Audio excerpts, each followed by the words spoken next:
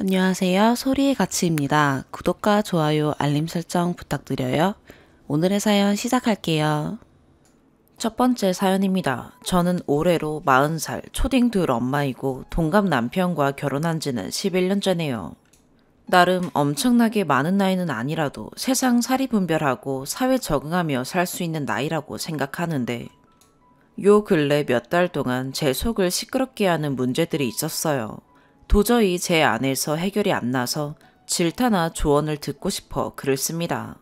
먼저 가족 관계를 말씀드리면 저랑 신랑이 첫째고 둘째 여동생 부부 36살, 막내 아들 27살, 와이프 자리 24살이에요.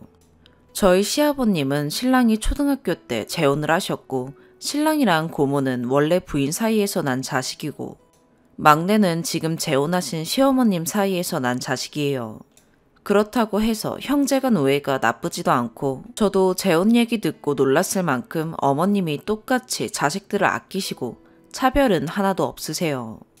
제가 결혼했을 때쯤 도련님은 중학생이었고 진짜 동생처럼 자식처럼 학교도 데려다주고 도시락도 챙겨주고 군대 갔을 때 면회도 자주 가고 하면서 애정을 쏟으면서 키웠었어요. 키웠다는 표현이 좀 그렇지만 그만큼 예뻐했어요. 그러다 정확히 올해 초부터 문제가 생기기 시작했어요. 첫 번째, 도련님이 진짜 짝사랑 심하게 했거든요. 한 2년 정도 꽤 오래 했어요. 평소에는 좀 과묵한 편인데 그 아가씨 이야기는 집에서 자주 했을 정도라 저랑 어머님이 나중에 한번 밥 먹자고 했을 정도거든요. 어찌저찌 지내다 도련님은 작년부터 결혼 얘기를 시작했고 부모님은 아직 이르다며 말렸어요. 그러다 도련님이 너무 심하게 그 아가씨에게 집착을 하고 걔 없으면 못 산다는 식으로 그러니 마지못해 허락을 하셨어요. 그게 지금의 동서자리 24살 아이고요. 문제는 여자 쪽에서 허락을 안 하셨나 봐요. 도련님이 직장도 있고 키도 크고 잘생겼고 재산도 있어서 사실 나이 빼면 문제될 거 없는데 반대 이유는 종교였어요. 저희 친정도 그렇고 시댁도 그렇고 모태 신앙이고 저 역시 결혼 때 같은 종교의 영향이 컸거든요. 물론 도련님은 그다지 종교 활동에 관심이 없으셨지만요. 그러다 몇 달 전 알게 된 사실인데 도련님이 개종도 하고 그 집 따라서 불교 행사도 참여하고 그러고 있더라고요. 첫 번째 멘붕이었어요. 두 번째, 얼마 전 알게 된 사실인데 외증조가 돌아가시면서 막내한테만 필지랑 본인 사시던 조그만 아파트를 넘겨주셨대요. 신랑이나 고모도 상당히 서운해했지만 어쩌겠냐며 삭히더라고요. 그치만 저는 도저히 이해가 안 가는 게 어머님께서 왜 비밀로 하셨는지 모르겠어요. 차별은 안 하시지만 결국 친손주는 하나뿐이라고 생각하셨는지. 알아보니 이미 살아계실 때 명의 변경이 된 부분이라 상속 재산 재분할도 안 된다더라고요. 세 번째, 저희 신랑은 정말 효자예요. 결혼 결심 계기가 종교랑 효자인 점이었죠. 당연히 저희 부모님께도 잘했었고 됨됨이가 됐다고 생각했는데 살아보니 진짜 젠장이었어요. 저희는 지금 안성에 사는데 저희는 시댁 건물 1층에 살고 부모님은 2, 3층을 사용하세요. 막내는 아예 서울 처갓집 근처로 갈 거라고 못을 박았어요. 어떻게 해서든 처가나 여자친구한테 잘 보이고 싶어서 안달이거든요. 물론 여자친구 어리고 예뻐서 제가 남자라도 따라다닐 것 같지만 사실 저도 인간인지라 좋게만 보이지는 않고요. 네 번째, 마지막으로 사돈어른은 국토교통부 산하기관에 일을 하셨는데 예를 들면 터널 뚫는 공사를 한다 치면 기업에서 파견된 현장 감독들도 있지만 국가기관에서도 투입이 되는데 그 감독을 하셨나 봐요. 그런데 이야기를 들어보니 그런 공사 전에 제사 같은 걸 하는 것 같던데 머리로는 이해가 가지만 그런 부분이 사실 껄끄럽더라고요. 얼마 전 상견례를 하셨는데 여자 쪽에서 내년 중순쯤 말씀을 하셨대요. 그래서 도련님이 집하고 미리 준비해 놓겠다고 하니 코로나도 있으니 천천히 하라고 하셨다는데 시부모님이 그 자리에서 많이 속상하셨나 봐요. 그러면서 등신이라고 아주 처갓집 종놈 된 것 같다고 한탄을 하시더라고요. 대체 막내는 본인이 뭐가 아쉬워서 기는 건지 괜히 동서한테도 화가 나네요. 또 여자친구가 미대 졸업하고 타블릿으로 그림 그려서 파는 일을 하는데 도련님이 이번에 신형으로 장비를 싹 맞춰줬나 봐요. 하는 일이 정식 미술이 아니고 웹소설 표지나 앨범 표지 같은 거래요. 이런 일련의 일들이 저를 많이 속상하고 답답하게 했네요. 저도 아들밖에 없어서 그런지 딸 가진 요새 대단하시다 느껴지고 시집와도 곱게는 못 볼 것 같아요. 추가, 예비 동서가 미운 게 아니라 예쁘고 착해도 조금 괘씸한 부분도 있다는 말을 하고 싶었어요.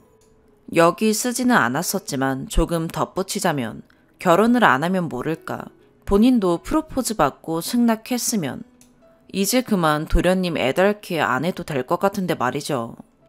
정확한 내막은 몰라서 제가 오해하는 걸 수도 있지만 아직도 짝사랑 진행 중처럼 구는 꼴이 가족으로서 속상했답니다.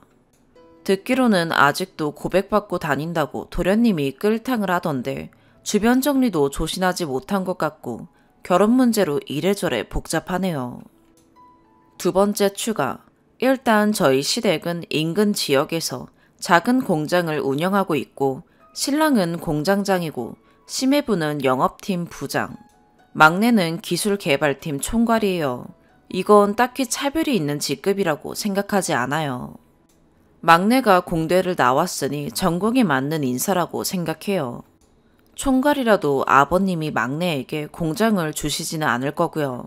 여하튼 이런 상황에서 서울에서 출퇴근을 한다니 답답했던 거고요. 동서는 3번 만났는데 한 번은 우연히 동네에서 본 거고 한 번은 올 설날에 봤고 마지막에 본 건 저번 주 아버님 생신 때였어요.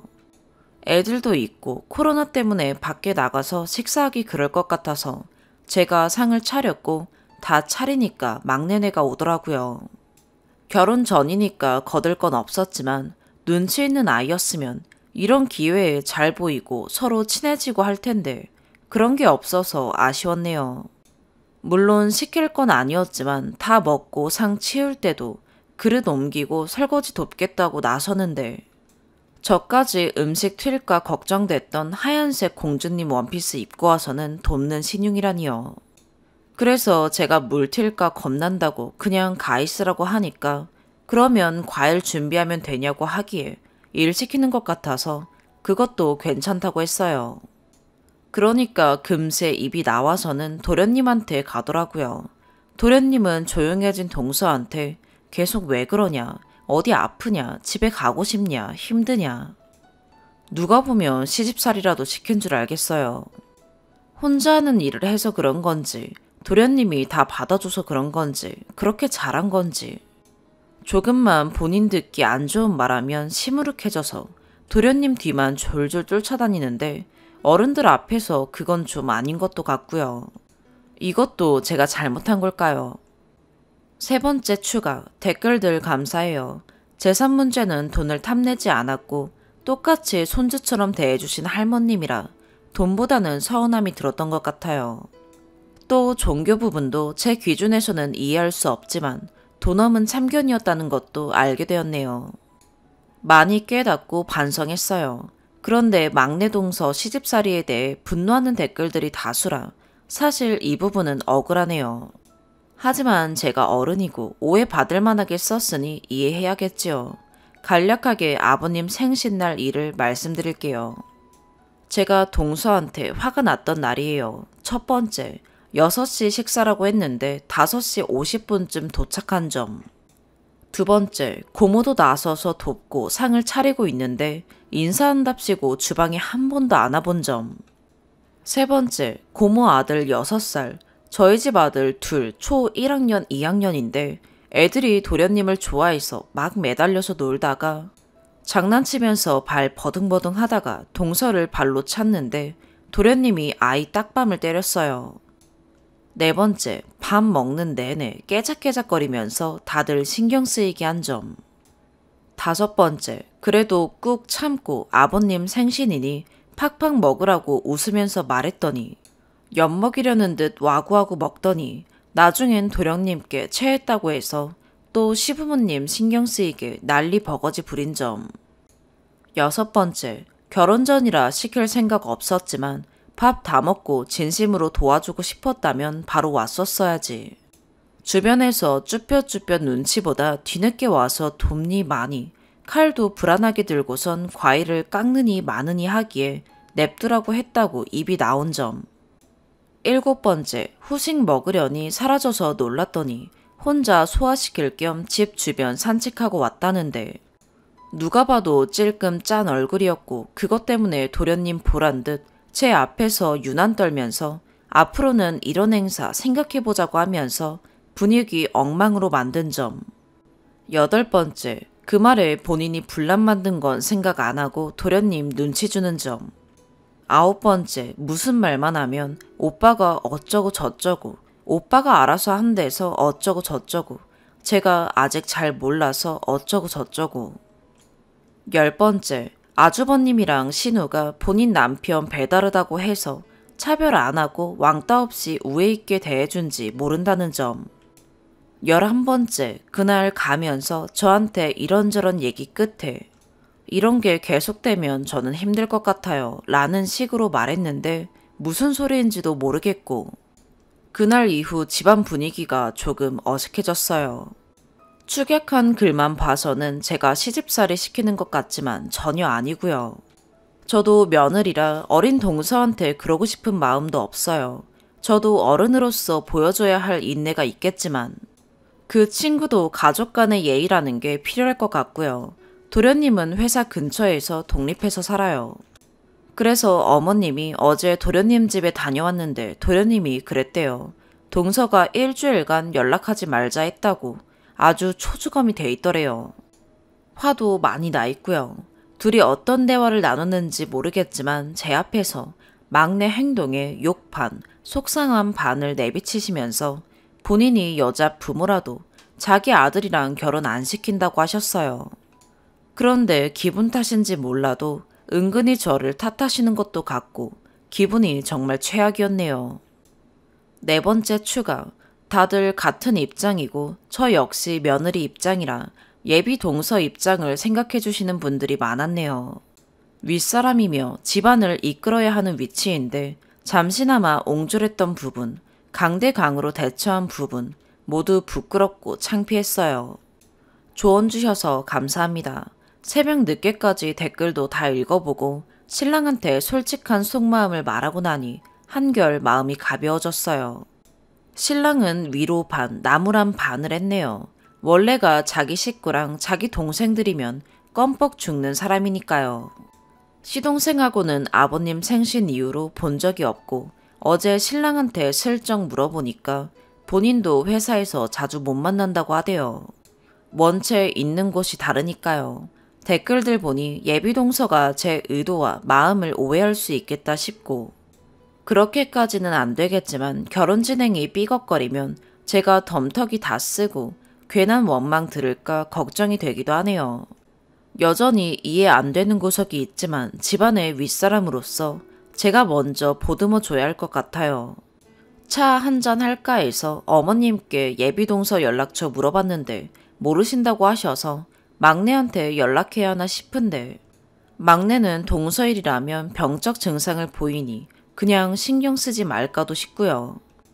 마지막 추가. 오해하는 부분들이 있는데 공장이라 해봐야 생각하는 대형 공장도 아니에요. 시댁 덕보고 사는 거 없고 저희는 시부모님께 생활비를 드려요. 신랑보다 막내가 직급이 높다는 댓글도 있던데 글쎄요. 그건 파트가 다르고 일단 막내는 회사 말고 다른 일을 하고 싶어 해서 저희 신랑만 제대로 일을 하고 있네요. 또 종교관은 모두 다르니 험한 말은 서로 삼가주세요. 댓글 읽고 느낀 건 제 부족한 마음과 사랑이었네요. 막내 동서가 교회당까지는 가지 않겠지만 코로나가 잠잠해져 구역 예배가 가능해지면 고모랑 함께 초대해볼까 상의를 했네요.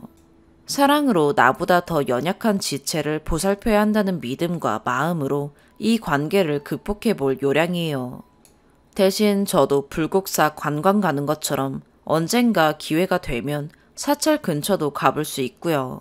쉽게 생각하니 간단한 문제였는데 제가 낯가림이며 괜한 나이차 때문에 옹색하게 군 것 같네요.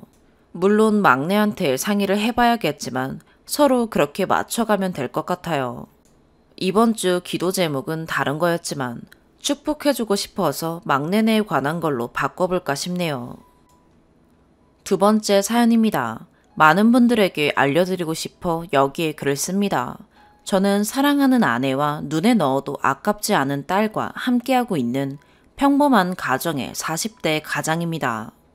얼마 전 저희 가족에게 일어난 코로나 위험물질 배송 사건에 대한 이야기를 하고자 합니다. 회사에서 업무를 보던 중 6월 8일 오전 11시쯤 아내에게서 전화가 왔습니다. 오빠, 택배 안에 누가 쓰던 마스크가 들어있어. 모 새벽 배송 업체 A사라고 할게요.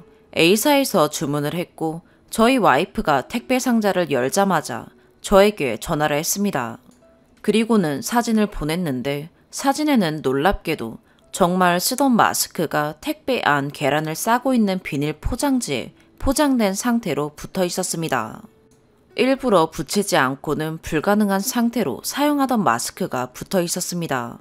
정말 무서웠습니다. 알 수 없는 누군가의 비말이 묻어 있으며 코로나균이 있을지도 모르는 마스크가 우리 집 거실 한복판에서 개봉되었다는 것이 정말 어이가 없고 무섭고 살면서 이렇게 공포감을 느껴본 적은 많지 않았을 것 같습니다. 그 당시에는 저희 아내와 돌이 갓 지난 딸, 그리고 얼마 전 간절 제수를 받으신 장모님 3명이 같이 있었던 상황입니다. 처음에 아내가 상자를 열었을 때 계란 포장 위에 무엇인가가 돌돌 말아져서 테이핑이 되어 있었고 열자마자 바로 보이는 위치에 붙어 있었다고 합니다. 그것을 자세히 가까이서 보고 마스크라는 것을 확인했을 때 순간적으로 너무 더럽고 역겹다는 생각에 구토감이 들었고 곧이어 코로나 바이러스가 있는 거 아닌가라는 생각에 두려움과 공포심을 느꼈고 누군가 우리를 해코지하기 위해 일부러 마스크를 넣어놨다는 생각이 들었다고 합니다. 마스크에 묻은 코로나 바이러스는 일주일간 생존한다고 합니다. 그 순간 와이프는 예전에 고객센터에 아이스팩이 터져서 물이 새어나와 내용물이 젖었던 일을 컴플레인한 것이 떠올랐고 그에 대한 보복으로 이런 일을 벌인 것인가 하는 생각이 들었다고 합니다.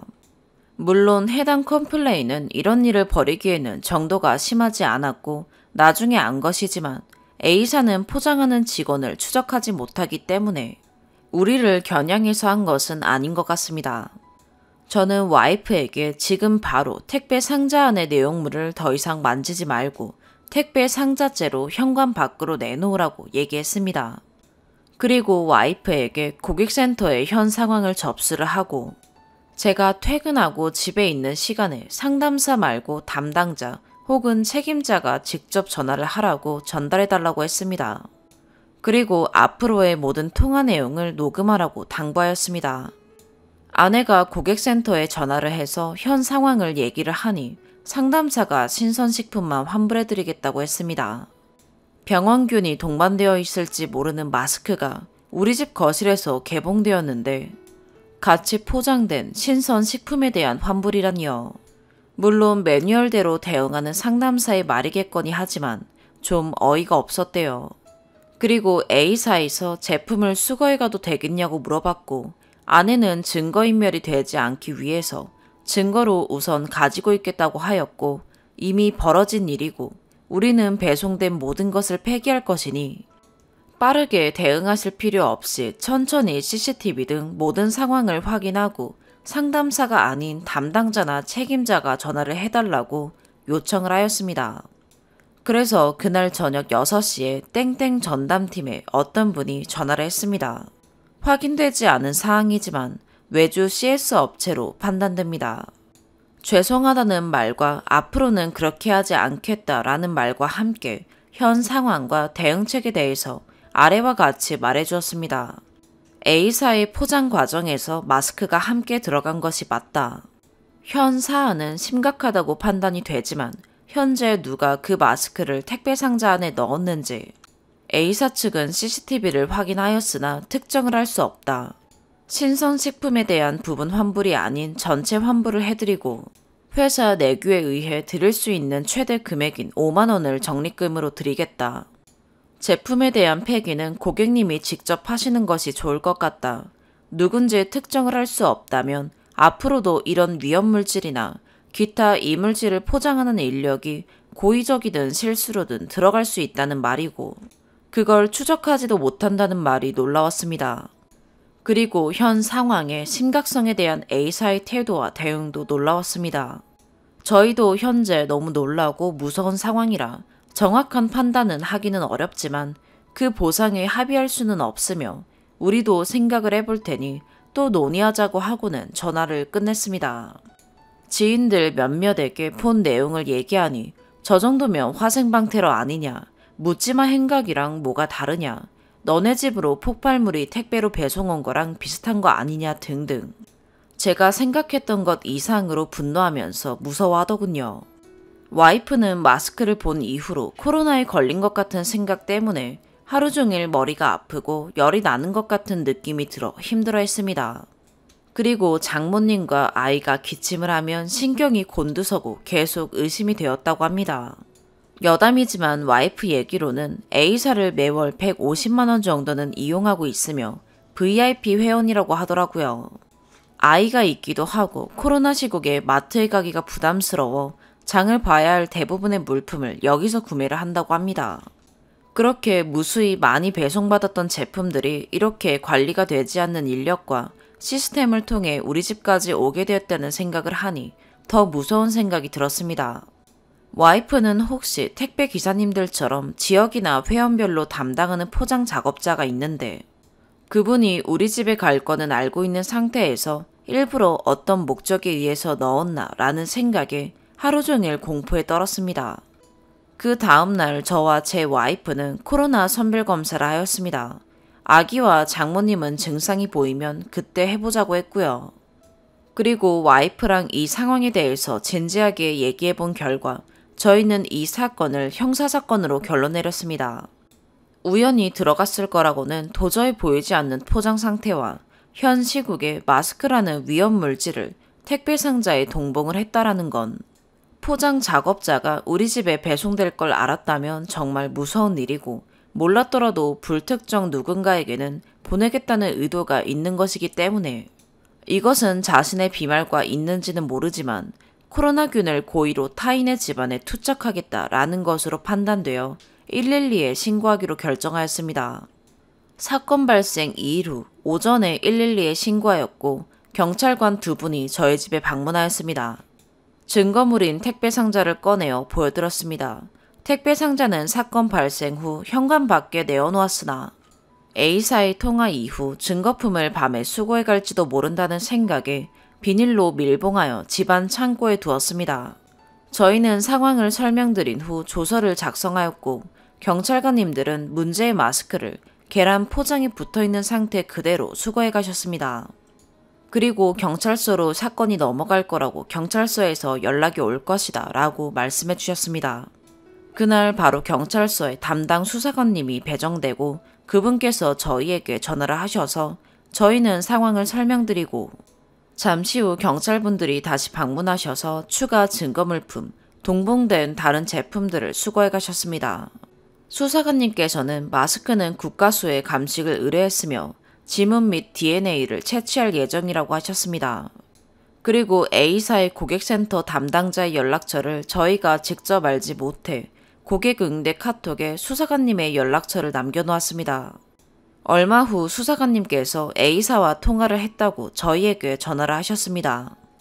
이번에는 A사 전담팀이 아닌 물류센터 담당자가 직접 전화를 했다고 합니다.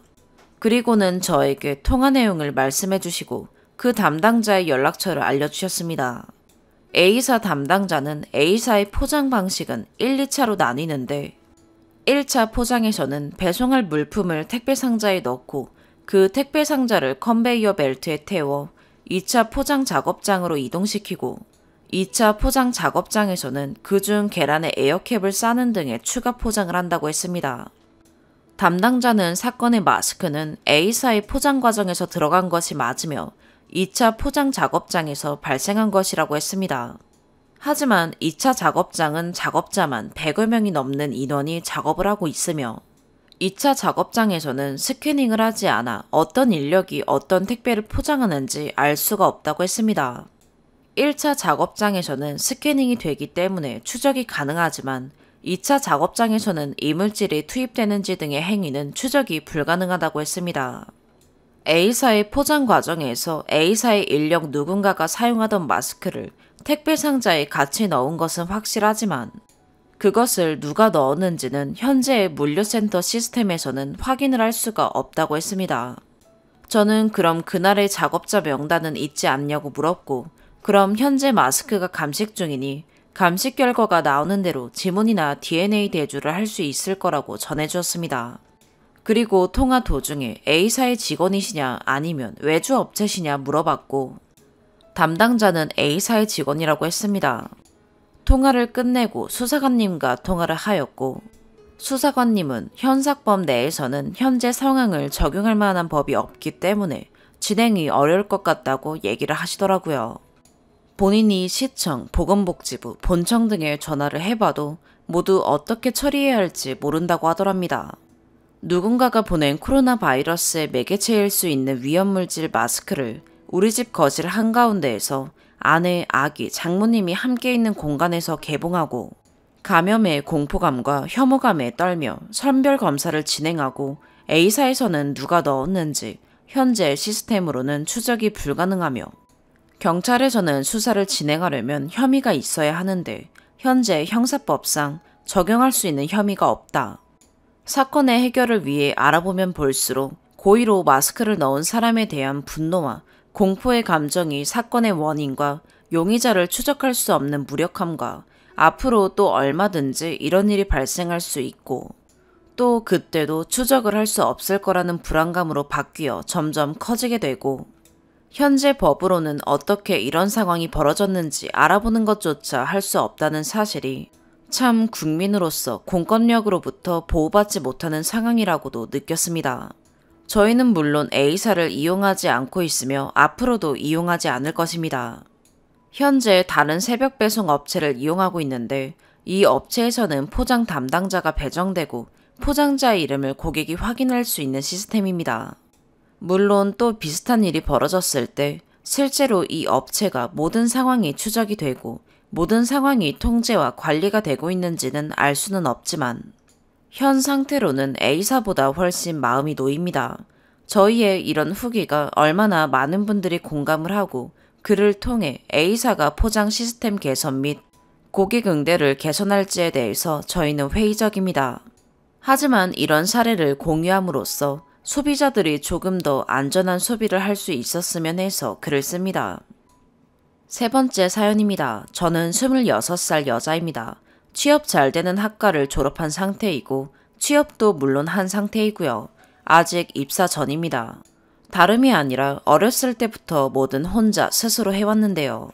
그건 제 의지도 있었겠지만 부모님이 워낙 신경을 안 쓰시고 방임하는 타입이라 어려운 일도 저 혼자 처리하고 시키지 않아도 공부하며 지금 가지고 있는 원하는 직업을 얻으려 노력해왔습니다. 대학교 때부터 지금까지 생활비, 학비, 전공 책값, 핸드폰값, 월세, 공과금 등등 학자금 대출이나 아르바이트로 버텨왔는데요. 3, 4학년 때는 실습으로 인해 아르바이트를 할 수 없는 상황이라 엄마께 용돈 30만 원씩 받으면서 실습 없는 학교 가는 날이나 방학에는 국가 근로 장학생으로 책값이나 월세, 생활비 벌면서 지냈습니다. 물론 엄마는 다 계산해 놓으시고 취업하면 갚으라 하셨고요. 저도 갚을 생각입니다. 그래서 졸업한 지금 계산해 보니 학자금 2천만 원, 엄마가 주신 용돈 1,000만 원 되는데요. 설날에 엄마가 어느 부모가 이렇게 돈 잘 빌려주냐, 이런 부모 없다 하시더라고요. 부모님은 이혼하시고 아빠랑은 연락 안 하고요. 엄마는 재혼하셨습니다. 저는 학교 때문에 나와 살고 있었고 직장도 타지라 계속 나와 살 예정입니다. 여튼 저런 말을 하며 돈 필요하면 네 아빠한테 말하라는 등 얘기를 하시는데 연락 안 한 지 5, 6년 정도 되었고 안 하는 거 알고 있어요. 그리고 어렸을 땐 제가 친척 집에서 지냈었습니다. 그때 저는 초등학교 4학년이었는데 설거지, 청소, 빨래 이런 거 항상 시키더라고요. 심지어 사촌동생 방 빗자루로 좀 쓰르르해서 들어갔더니 사촌동생은 치킨 먹고 있더라고요. 그때 저는 옆에서 청소하고 있었습니다. 엄마는 이런 일들을 다 알면서도 저 계속 친척집에서 컸으면 어땠을까 라며 자꾸 말하고 아빠 얘기 꺼내고 그냥 한 공간에 있으면 안 좋았던 일이란 일은 다 꺼내서 얘기하세요. 또한 마치 여기서 엄마가 빌려주는 돈으로 잘 지내고 있는 거에 감사하란 식으로 말해요. 여기서 반박하거나 다른 집은 용돈 그냥 주는데 엄마는 하나하나 계산하고 등록금 한 번 내준 적 없지 않냐. 어렸을 때 내가 친척집 전전하며 겪은 수모를 왜 아무렇지 않게 말하냐. 뭐 이런 불만을 털어놓으면 바로 쌍욕도 하고 미친년이라고 하며 엄마한테 못하는 말이 없다며 여튼 그럽니다. 대학도 네가 가고 싶어서 간 거면 대출받아 가는 거 당연하다고. 아무도 네한테 대학 가라 한 적 없다며 능력이 안 되면 아무것도 하지 말라네요. 그래서 지금 이 나이에 능력을 운운하냐고 이제 직장 가지고 일하는데 하고 반박하면 또 화부터 내고 욕부터 해요. 원래는 대학교 등록금이랑 생활비 친할머니가 주시기로 했었는데 한 6개월 주시다가 친할머니도 제 연락 안 받으시더라고요. 그래서 그때부터 학자금 대출, 생활비 대출로 월세랑 등록금 냈고요. 어쨌든 진짜 고민은 뭔가 엄마가 항상 불쌍하다고 느껴지는데요. 지금 쓰고 있는 이불이 안에 솜이 다 보이고 이불이 다 찢어져 있는데 이사 가면서 버리고 하나 사려고 했더니 엄마가 그 이불 달라고 자기 바닥에 깔고 자겠다 하시더라고요. 여기서 드는 생각이 엄만 찢어진 이불로 잘 텐데 내가 새 이불 사서 덮고 자려니 뭔가 미안한 마음이 있고요. 그치만 엄마가 사주는 이불 아니고 제 돈으로 사는 겁니다. 이 외에도 뭔가 항상 제가 좋은 걸 하게 될 때면 미안한 마음이 먼저 들어요. 잘해준 적 하나 없는 엄만데도 마음이 항상 좀 그렇네요. 뭔가 막말할 땐 싫으면서도 불쌍하게 느껴지고 그렇습니다. 어렸을 땐 제가 피부염이 걸렸을 때도 10,000원 달라고 병원 가봐야겠다 했더니 그걸로 무슨 병원을 가냐고 끝까지 안 주더라고요. 저 신발 한 번, 패딩 한 번, 옷 한 번 사준 적 없는데 고등학교 때 제가 돈 모아서 신발 사려고 딱 그 가격만큼 모았을 때 엄마한테 같이 나갔다 오자 했거든요. 근데 엄마가 지하철에서 이런 거 따라가 주면 제가 차비를 내줘야 한다고 하더라고요. 그래서 그 차비 내면 나 신발 살 돈 모자란다 하니까 차비 안 내주면 또 지하철에서 뭐라 하더라고요. 그래도 도착하면 엄마가 모자란 돈 보태주겠지 하고 일단 갔는데 그럴 생각 절대 없고 오히려 차비로 돈을 더 쓰고 신발은 못 사고 돌아왔네요. 겨울에도 조끼 패딩 30,000원짜리로 매년 겨울 보내다가 운 좋게 얻은 긴팔 패딩으로 매년 겨울 지내는데 엄마가 카톡 와서 그 긴팔 패딩 안 입으면 자기 달라고 하더라고요. 저 잘 입고 있는데 패딩도 이거 하나인데 말이죠. 취업 면접 보러 갈 때도 왜 정장을 사야 하냐고 그냥 청바지 입고 가면 안 되냐 정장 비싸다 하고요. 이번에 새 직장 앞으로 이사하는데도 용달 부르면 비싸니까 택배로 옮기랍니다.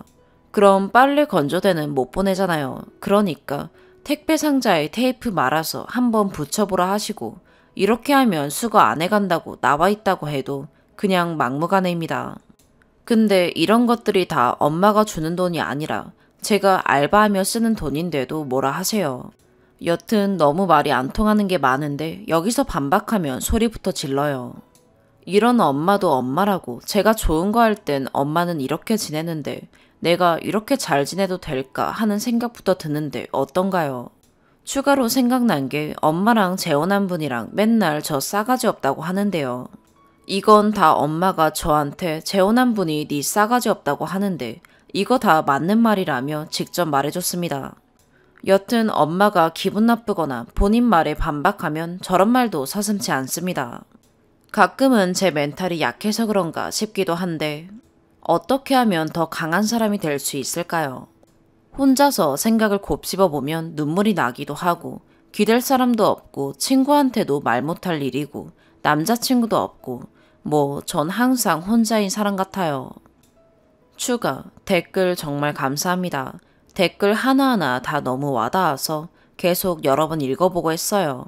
어렸을 때부터 엄마가 친아빠에게 당해온 폭력 등을 보고 자라서인지 더 엄마가 안쓰럽게 느껴졌나 봐요. 맨날 돈 아까워하고 궁상맞게 사는 엄마 보면서 제가 더 좋은 걸 하게 될 때면 엄마 생각도 나고 미안해졌나 봅니다. 댓글처럼 이런 거에 얽매이면 제 인생도 엄마와 똑같이 궁상맞게 보내고 자존감도 잃어버릴 것 같아 정말 저만 생각하고 제 인생을 위해 노력해야겠어요. 저 초등학교 저학년 때부터 엄마는 자주 집도 나가시고 몇 년 못 보고 저는 친척집 전전하며 지냈고요. 이맘때 부모님도 이혼하셨습니다. 그러곤 저 중학교 들어갈 쯤부터 엄마와 같이 살았어요. 오빠가 있는데 오빠는 부모님 이혼 후부터 계속 친척집에서 지내다 성인 되고 독립한 걸로 알아요. 오빠는 엄마를 우리 버리고 간 사람으로 생각하더라고요. 오빠는 엄마랑 연락 끊어버린 지 2년 정도 되었고 엄마 연락도 일부러 안 받습니다. 뭐하고 지내는지는 저도 모르고요. 그럼 엄마 입장은 왜 나한테만 그러냐? 네 아빠한테도 그렇게 말해라 해서 대화 자체가 안 되네요. 본문에 말했다시피 아빠랑은 연락 안 합니다. 엄마가 빌려준 저 학교 다닐 때 용돈은 입사하자마자 이거부터 갚아주려고요. 학자금 대출은 비록 이자가 나가지만 차라리 이자 나가는 게 마음이 더 편하네요. 엄마 돈 다 갚으면 연락도 서서히 끊어보려고요. 엄마가 자기는 저한테 용돈 빌려줘도 이자를 안 받으니까 이런 사람 어딨냐고 이자 안 붙이는 걸 감사해야 한다. 다른 데서 돈 빌리면 이자가 나오지 않느냐라고 말할 정도의 가치관을 가진 사람입니다. 조언이 더 있다면 더 남겨주세요. 다들 감사하고 도움이 많이 됐어요. 네 번째 사연입니다. 결혼한 지 1년 조금 넘은 신혼입니다. 최대한 간략히 말씀드릴게요. 신랑 가족은 시부모, 기혼인 누나 2명, 신랑, 미혼인 막내 여동생 이렇게 6명입니다. 가족 행사 치르고 나서 얼마 안 돼서 막내 시누이가 카톡으로 저를 부르더라고요. 한 번도 카페에서 둘이 만나자고 한 적이 없는데 왜 그러는지 몰랐어요. 막내 시누가 다른 형제들이랑 나이 차이가 좀 나요. 그나마 저랑 나이 차이가 많이 안 나서 혹시 무슨 고민이 있어서 부른 건가 싶었습니다. 근데 한참을 고민하더니 우리 가족한테 너무 예쁨 받으려고 노력하지 마세요 라고 했어요. 네? 했더니 그 뒤에 이어지는 내용에 깜짝 놀랐습니다. 처음에는 안 그랬는데 시댁 식구 신우에게는 가족들이 점점 제 욕을 한다고 하더라고요. 얄밉게 설거지를 안 한다부터 시작해서 제가 피임을 하는 것 같다까지 여러 명이서 그렇게 제 얘기를 열심히 한대요. 애초에 결혼하기 전에 남편한테는 시키지도 않았는데 왜 며느리한테는 시키냐며 대체 왜 그러냐고 막내 신우가 화를 냈지만 시어머니와 손이 두 신우가 나도 여자고 며느리지만 도리가 있다 라며 막내 신우로 혼냈대요. 온 가족 중에 나만 혼자 그러니 제가 비정상인 것 같아요. 그런 말을 뒤에서 음침하게 하는 게 무슨 가족이에요 하더라고요. 새언니가 우리 집 와서 너무 애쓰는 것 같고 살갑게 굴려고 노력하는데 뒤에서 얘기하는 내용의 정도가 점점 심해지는 것 같아서 더 이상 못 참고 말해주는 거래요. 웬만하면 신랑한테도 얘기하지 말랬어요. 아직 독립도 못해서 집에서 쫓겨날까봐 무섭다고 피 나눈 가족보다 언니를 믿는다고 했어요. 은근히 돌려가고 매기는 말이 제 착각인 줄 알았는데 그게 맞았네요. 게다가 뒤에서 부부관계 얘기까지 하고 대체 이게 뭔가 싶어요. 막내 신우가 가족 행사를 별로 안 좋아하는 티가 나서 그런 걸 싫어하나 했는데 그냥 가족이 싫은 거였나 봐요. 이제 어떤 낯으로 시댁 식구를 봐야 할지 모르겠어요. 저에게 이런 말을 전해준 막내 신우는 어떤 마음일까요? 어떻게 해야 할까요? 막막합니다. 추가, 여러 의견 감사합니다. 많은 힘이 되었어요. 일단 첫 번째로 시댁 식구의 뒷담을 막내 신우에게서 전해 들었다는 얘기는 절대 신랑에게 하지 않기로 결정했습니다. 신랑이 중간 역할을 못하는 건 아닙니다. 시댁 식구들이 저를 얄미워하는 이유 중 하나는 신랑의 일관된 태도일 거예요. 결혼 전부터 시댁에게 잘하는 사람이 아니었고 행사 있을 때만 얼굴 비추는 아들이었어요. 며느리가 들어오면 가족에게 더 잘할 거라고 생각했지만 딱히 그렇지도 않아서 갈 곳 없는 불똥이 저한테 튄 것 같습니다. 신랑은 제가 막내 신우에 대한 얘기를 한다면 곧장 시댁에 찾아가 화를 내거나 아예 발길을 끊을 사람입니다. 가족에 대한 기본적인 애정은 있지만 엄청 각별하지는 않은 사람이에요. 그럼 그 집에 홀로 남은 내부 고발자인 막내 신우가 무슨 꼴을 당할지 모르니 일단은 저와 신우만이 아는 비밀로 하려고 합니다. 시댁을 찾는 횟수는 많지 않지만 은근히 주는 눈치, 굳이 돌려 말했지만 날카롭게 느껴지는 말 등 감정 노동을 좀 많이 하는 편이었어요. 더 이상은 하지 않기로 했습니다. 해도 안 해도 욕먹는다면 쉬운 사람이 되지 않기로 했어요. 만약 신랑이 시댁에서의 제 태도를 지적하면 그때 뒷담 얘기를 꺼낼 겁니다. 물론 절대 막내 신우 얘기는 하지 않을 거예요. 두 번째로 막내 신우의 자작극 질투라는 댓글이 있었는데 저도 그 생각을 안 해본 건 아니에요. 시댁이 떠보라고 시킨 건가 아니면 막내라서 질투한 나머지 거짓말을 하는 건가 이런 부끄러운 생각을 아주 잠깐 했어요. 며칠 동안 생각해도 그건 아닌 것 같습니다. 신우가 나이차가 많이 나는 막내지만 신랑이 막내 신우를 대하는 것만 봐도 제가 생각하는 전형적인 귀한 막내딸 이미지가 아니에요. 물론 제가 시댁을 처음부터 끝까지 지켜본 건 아니지만 몇 년간 여러 번 시댁을 왕래하며 본 결과가 그렇습니다. 가족이 막내를 특별하게 아끼는 것도 아니고 막내 신우도 그런 걸 바라는 눈치가 아니에요. 이번에 얘기하면서 확실히 깨달은 게 있다면 막내 신우는 신랑과 비슷한 성격이라는 겁니다. 그래서 굳이 쓰지 않은 구체적인 상황 여러 개가 있었는데 막내 신우는 그것 때문에 속으로 가족과의 정을 어느 정도 끊었다고 했습니다.